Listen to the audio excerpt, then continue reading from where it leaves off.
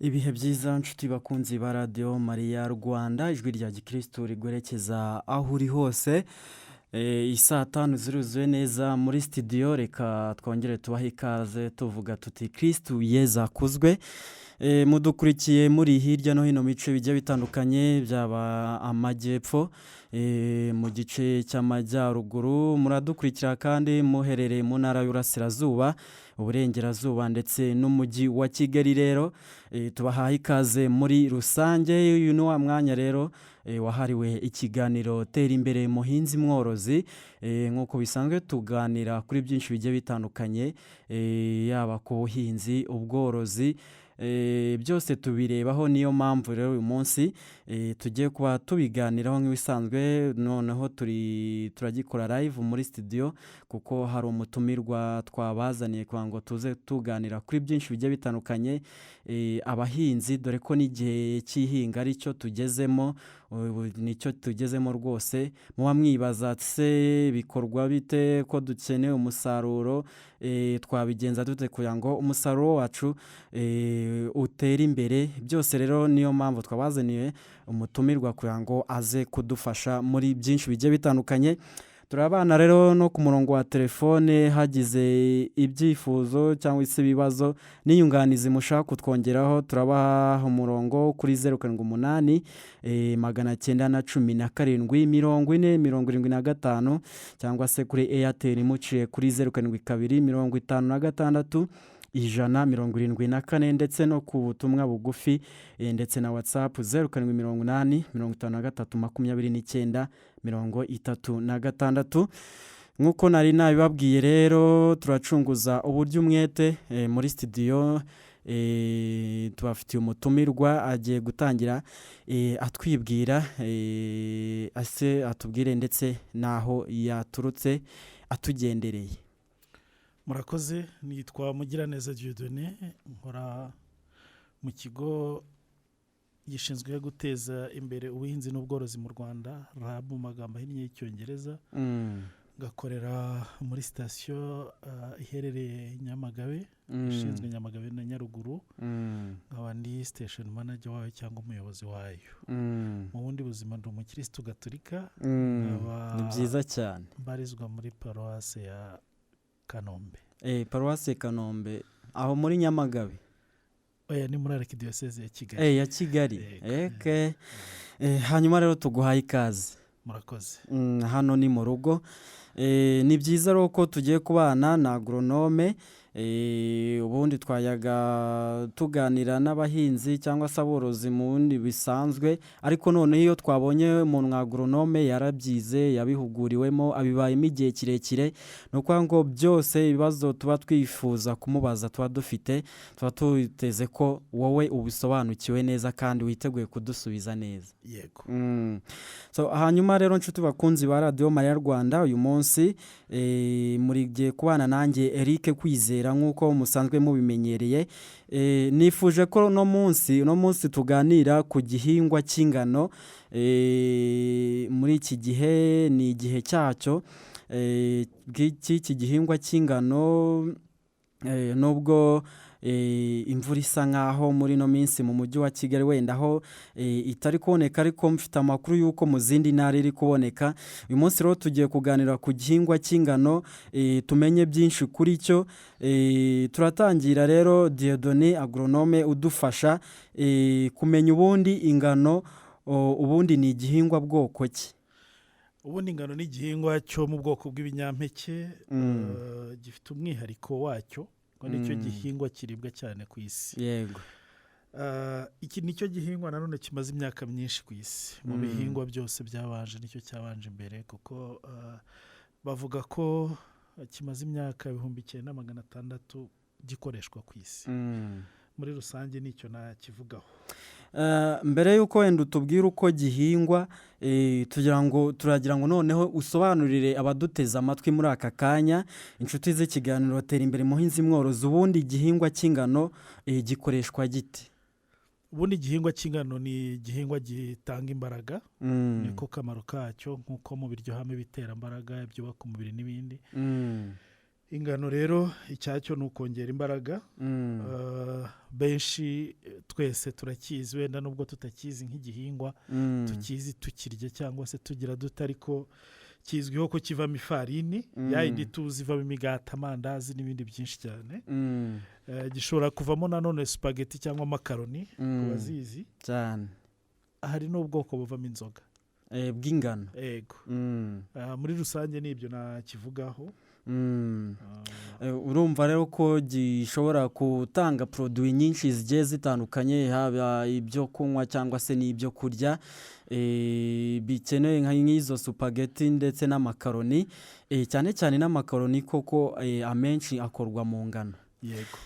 Noneho kugira ngo ibyo byose biboneke rero habamo kuba kiba cyahinzwe, ntabwo bipfa kuboneka gutyo gusa, ahubwo uragitera ukagihinga kugira ngo ikizere gitange ibyo byose ushaka kugikoramo. Hanyuma tugiye noneho kwibaza tuti se noneho cya gihingwa cyacu cy'ingano gihingwa mu buhe buryo? Ese gihingwa hehe? Ahantu hose mu Rwanda gishobora kuhera. Hose hari ubutaka bw'isi ndende, reka mvuge gutyo, ahantu ushobora gucukura ukabona itaka atari ku gasi. Icyo ni kimwe. Ikindi cya kabiri, nubwo mu Rwanda hose gishobora guhingwa, ariko hari aho cyatangiriye, hari naho bakizi cyane cyane aho misozi miremire. Aho navuga nka uturere tw'amajyaruguru, zaba Gicumbi, yaba Burera, yaba Musanze na Rulindo baragihinga, yaba Nyabihu gukomeza Ngororero na Rutsiro mu Burengerazuba, ndetse na Karongi na Nyamasheke ahagana mu murenge witwa za Cyato. Mu majyepfo naho habamo uturere tubiri tuzihinga, ari two Nyamagabe na Nyaruguru, ukaza no mu Ndiza, ahari naho baragihinga. Aho wagarukaga ni ahantu gishobora guhingwa kikaba cyatanga umusaruro. Naho gihinga uyu munsi. Uyu munsi mu Rwanda. N'ahandi kitaba ko Nyagatare twaragerageje naho byarakunze. Mu Rwanda aho gihinga uyu munsi. Hanyuma baduteze amatwi bashobora kwibaza se noneho aka kanya nshatse nagihinga, mu kwezi kwa munani nshatse nagihinga, ubwo turajya mu buryo noneho bwo kwibaza tuti se noneho ni ryari noneho tuzagihinga? Igihingwa cy'ingano gihingwa, mureka ntangire ku buhinzi uko busanzwe. Ubuhinzi bwo mu Rwanda bugira icyo bita ibihembwe by'ihinga bitatu. Hari icyo bita igihembwe cy'ihinga cya A, gitangira mu kwezi kwa munane kikarangira mu kwezi kwa mbere.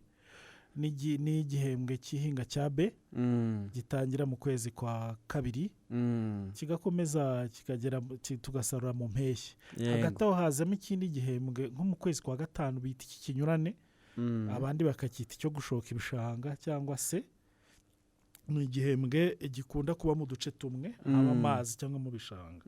Noneho ku ngano rero zihingwa mu gihembwe cya A, kenshi zigahingwa hagati y'amatariki 15 Nzeri na 15 y'Ukwakira.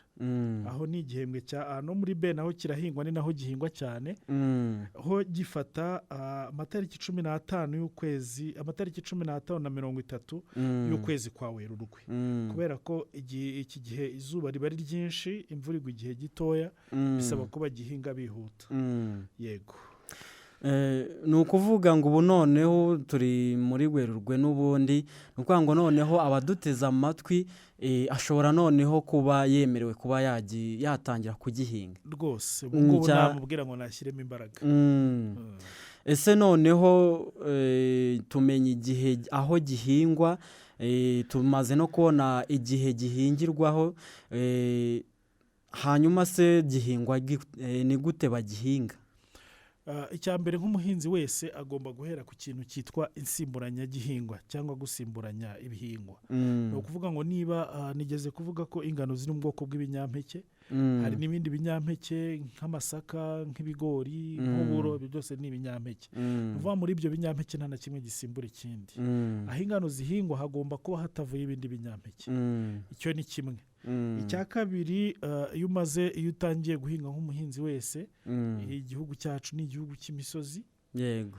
ugomba kubanza kurwanya isuri Mm. kugira ngo urengere ibyo ugiye gushyira mu butaka. Mm. Ikindi ni ukurima bwa mbere. Mm. Kurima bwa mbere ariko utinjiza isuka itarenga santimetero 30. Mm. Hanyuma ugaca imirongo. Mm. Mu guca imirongo hagati y'umurongo n'undi hajyamo santimetero 20. 20. Kenshi guca imirongo hari abayita ibiroba Mm. mu duce tumwe na tumwe, hari n'abayita imisitari. Mm. Ibyo byose ni amagambo akoreshwa mu buhinzi. Mm. Hanyuma wamara kugira ugashyiramo ifumbire y'imborera muri iyo Mm. mirongo. Ifumbire y'imborera iboze neza. Mm. Iboze neza bifasha ko iyo mborera izana intungagihingwa mu butaka. Mm. Hanyuma ugafata imborera nako ugafata ifumbire mvaruganda ya DAP. Yego. Ikiro kimwe kuri R. Mm. Ukakivanga n'ifumbire ya DAP. Mm. Nayo ikiro kimwe. Mm. Ukongera ukayivanga na 0.5. Mm. ni ukuvuga inusu Mm. iyayire. Yayire. Ukabivangira mu kantu yaba umufuka yaba akabase yaba iki, warangiza noneho ubwo ya mbuto navuze ni indobanure. Mm. Noneho ukagenda ubiba muri ya mirongo waciye. Mm. Warangiza ugasiba. Mm. Hagati aho ariko hari ako natarutse, iyo uri mu butaka busharira Mm. uba ugomba kongeramo ishwagara. Mm. Ishwagara ariko iyo umaze guca imirongo imaramo ibyumweru 2 mbere yo gutera. Yego. Ubwo gusimburanya ibihingwa, ingano ntizikurikira ikindi kinyampeke. Yego, icyo kintu ni ingenzi cyane kuko ziba ari izo mu bwoko bumwe. Mm. ari ibigori. Ni urugero mfashe ibigori n'ingano. Nubwo ikigori kizamuka kikajya hejuru, ingano zigasa n'izerera hasi, ariko byose ni ibinyampeke. Yego. Icyo gihe bisaba ko ibigori bidakurikira ingano cyangwa se ingano ngo zikurikire ibigori, kuko zose zikurura ahantu hamwe. Nabivuga no ku bindi bihingwa. Urugero, ibirayi ntibisimburana n'ibinyomoro cyangwa n'inyanya cyangwa n'intoryi, kuko ibyo byose nanje kuvuga uko ari bingahe, byose ni ibyo mu bwoko bumwe. Ubwo ikinyamizi ntabwo gisimbura ikinyamizi. Yego. Ubwo ne wahinze amasaka, ibigori ntabwo byavamo ngo uhite ubikurikizaho ingano. Yego, ubwo ni ukwanga ngo ahubwo wenda nk'umurima wari wahinzemo ibirayi byashoboka ko noneho ukurikizamo ingano. Aho ni na heza cyane. Aho biraryoshye kurushaho. Aho ndumva basobanukiwe neza. Hanyuma wasobanurira neza abahinzi batwumva uko bakoresha ifumbire mvaruganda batera ingano.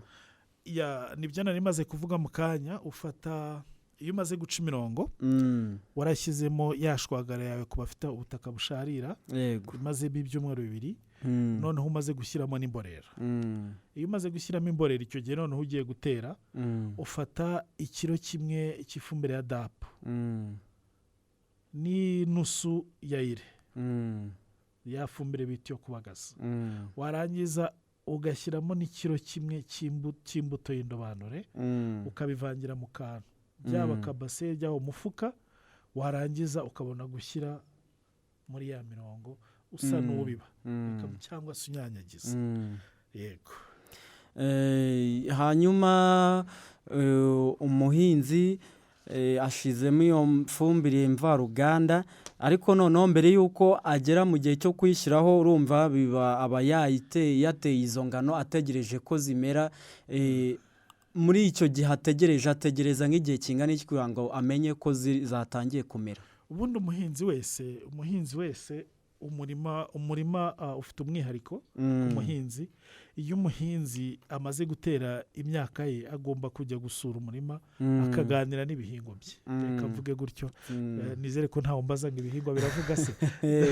Barabyumva cyane. Aragenda akaganira n'ibihingwa bye. Yego. Iyo bitarakura biba bimeze nka wa mwana ukiri muto cyane utarabasha kuvuga cyangwa utarabasha gutangira kunyeganyega ku buryo ubasha kumenya ibyo akeneye.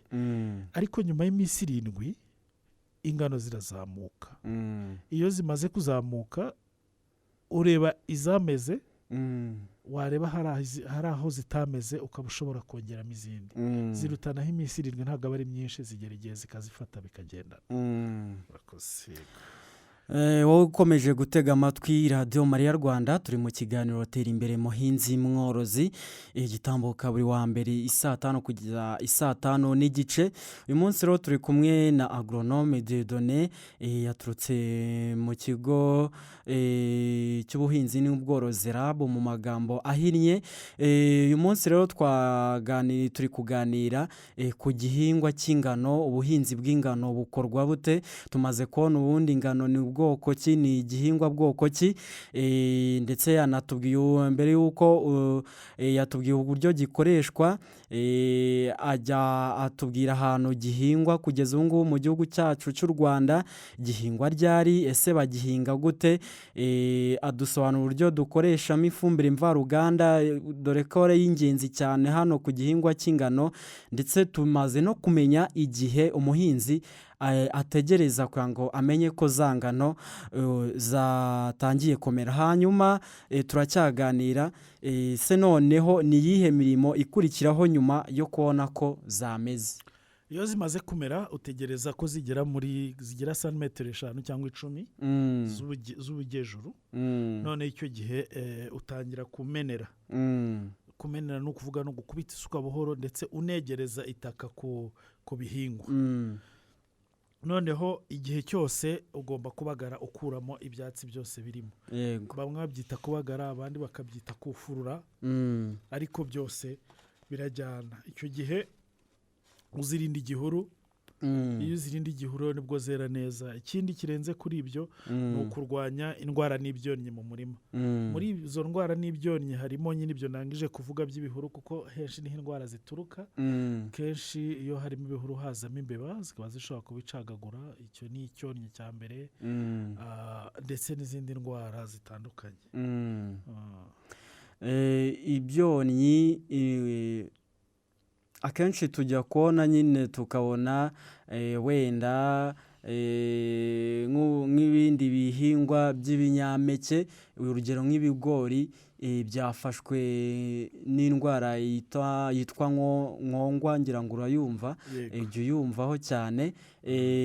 Ugasanga nanone cyagiye gica ikigori, cyifatira mu mizi, gisa nk'ikigikata cyangwa se kikerera mu mababi, noneho kigatuma ya mababi burya nayo y'amababi adakuze neza ntabwo bitanga umusaruro.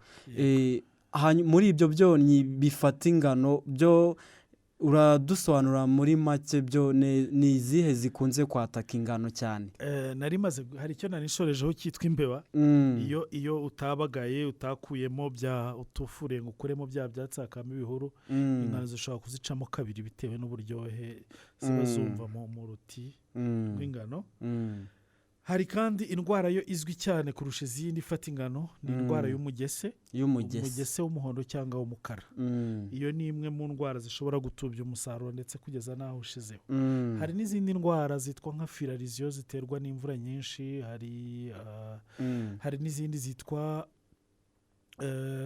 ikintu kimeze nk'uruhumbu. Nazo ni indwara zifata ingano, ariko ikomeye muri zo cyane iteza ibibazo byinshi n'umugese.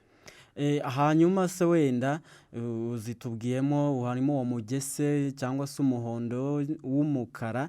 Iyi ndwara ishobora gutubya umusaruro kugera ushizeho. Ese noneho umuhinzi ashobora kwibaza, se ubundi nzamenya gute ko umugese wageze mu ngano zanjye? Muri make ni ibimenyetso. Umugese ni ijambo rizwi mu Kinyarwanda. Umugese ni umugese nyine. Uyu dusanzwe tuzi wataka ibyuma. Uwo tuzi rwose no kunganuzaho ndetse no mu ikawa. Navuga ngo iyo ukuriye ku mababi, iyo ukuriye ku ibabi rimwe ry'urugano, ku kaboko gatoki kawe hasigaraho agafu k'umuhondo cyangwa k'umukara.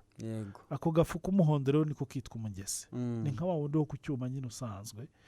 Uwo mugese, icyo nicyo cya mbere kikubwira ko harimo umugese. Kenshi hari igihe abahinzi babyitiranya n'iyo batafumbiye neza.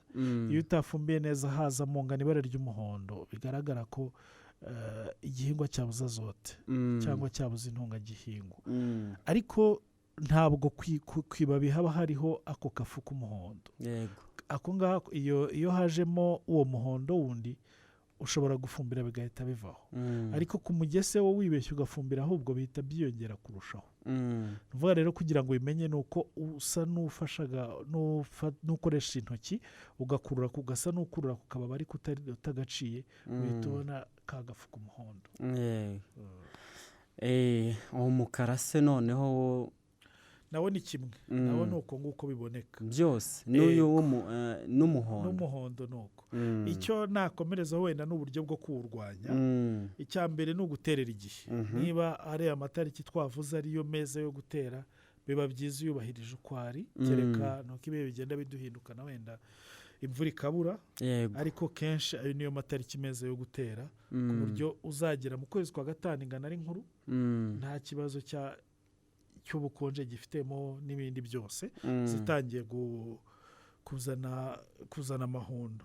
Ikindi ni ukubagara ukuramo ibyatsi kugera igihe zereye.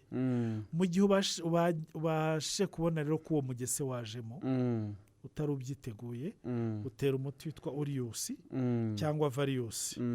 Icyo gihe uwutera ukurikije ibipimo abagoronome bakubwiye. Hari abagoronome hirya no hino ibipimo bakubwiye n'ibyo ukoresha. Iyo utabikoresheje ushobora kumaraho amababi. Urugero wenda tutararenga aho ngaho kurwanya izo ndwara zibasira ingano zo twabonyemo umugese umuhondo cyangwa se umukara. Noneho dushobora kwibaza tuti ingano noneho zo bazibagara kangahe inshuro zingahe kugira ngo umuhinzi amenye ko atekanye noneho ingano ze zabonye isuku igisigaye ari uko zikura neza. Nigeze gutandukanya amagambo abiri. Hari ukubagara unasukiraho itaka ibyo bikorwa rimwe ariko ikindi cyitwa kufurura cyangwa se gukuramo ibyatsi ari nacyo benshi mu bahinzi bazi ko ari ukubagara. Icyo gikorwa kugeza ingano zeze. Uko ubonyemo ibyatsi ubikuramo uko ubonyemo ibyatsi bitari ingano zawe bikuramo kugeza igihe zereye kugeza igihe zumiye nyine. Hanyuma se mu kanya wari ukomoje ku kantu ko kuvuga ngo umuhinzi agomba gukoresha uriya muti watubwiye ni Orius na Varius.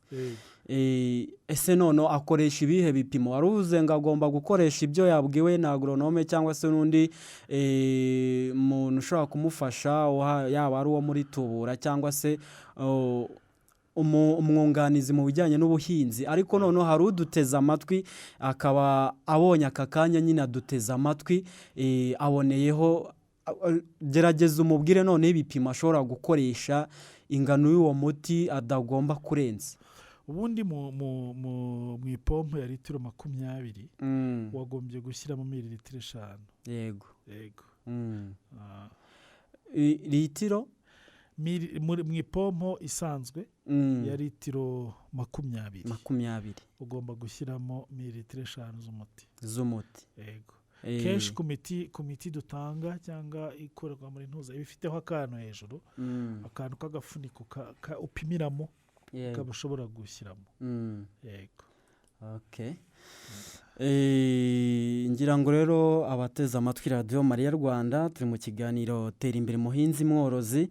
Ese ushaka kugira ibyo tubaza cyangwa se inyunganizi mu kiganiro cyacu waduhamagara kuri 0788 917 ho ni kuri MTN. Kuri Airtel ushobora gukoresha 0722 56 174 ndetse no kuri WhatsApp 0788 53 aho hose mushobora kuhanyura hanyuma mukaduha ibitekerezo cyangwa se mufite n'ibibazo mushaka kubaza agronome muhawe ikaze. Iki ni ikiganiro cyiza kurango gikomeze kubafasha gukomeza gukora imirimo yanyu y'ubuhinzi igamije kubateza imbere. Agronome rero turacyaganira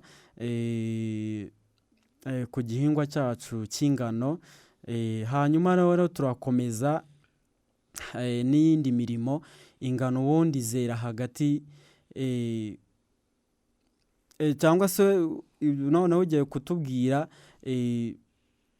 twarebye uburyo barwanya izo ndwara tureba n'imirimo ikurikiraho nyuma yo kubona ko zameze. Ngira ngo hari byinshi yindi mirimo watwongeraho ku ngano. Iyo ingano zigeze ku minsi 90 hagati ya 90 na 120 bitewe n'ubwoko icyo gihe ziba zeze ziba zitangiye guhindura ibara ziba zarahinduye ibara zarabaye kaki.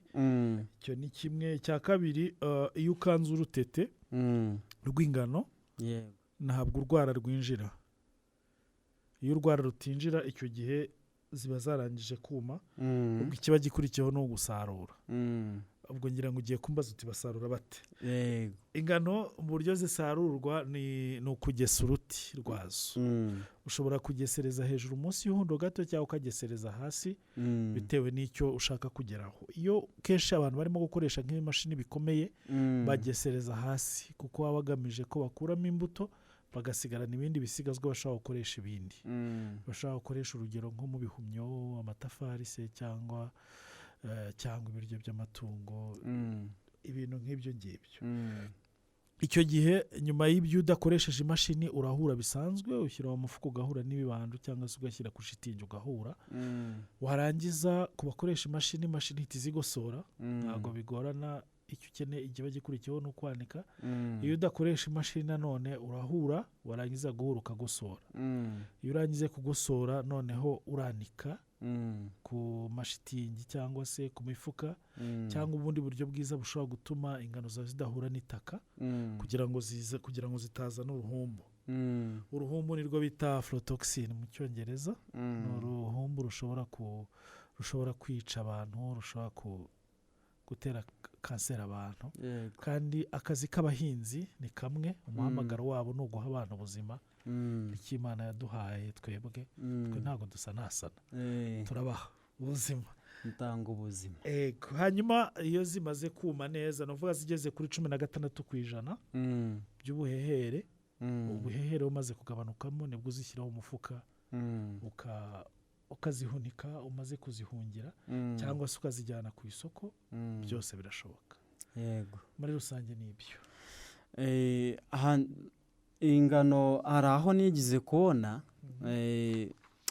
iyo zimaze gusarurwa hari ikintu mu buhinzi bw'ibigori cyo bita gusharika.